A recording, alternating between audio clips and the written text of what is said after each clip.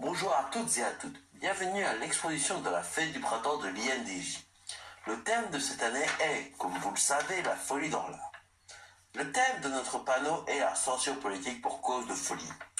Sur le tableau en face de vous, vous pouvez observer une photo de prise de la chapelle Sixtine ainsi qu'une œuvre d'art dégénérée, forme peu connue d'art réprimée en Allemagne à l'époque hitlérienne. De manière générale, la carte affichée représente l'évolution de la liberté d'expression à travers le monde.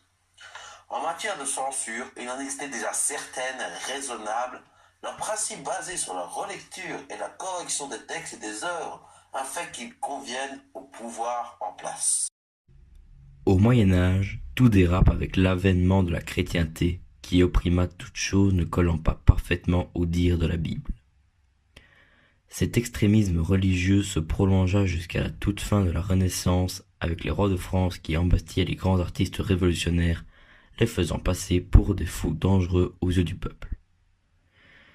Par exemple, le grand auteur Voltaire fut emprisonné sous le règne de Louis XIV.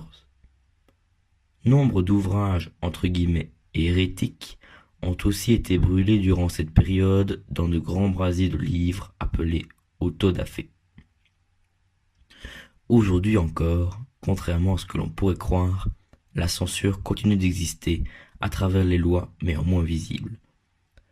On la remarque surtout dans ce que l'on appelle la cybercensure, qui bannit les contenus à caractère choquant ou illégaux de la surface du web ou dans l'application de la liberté de presse parfois bafouée publiquement comme dans les scandales Trump-Fox News.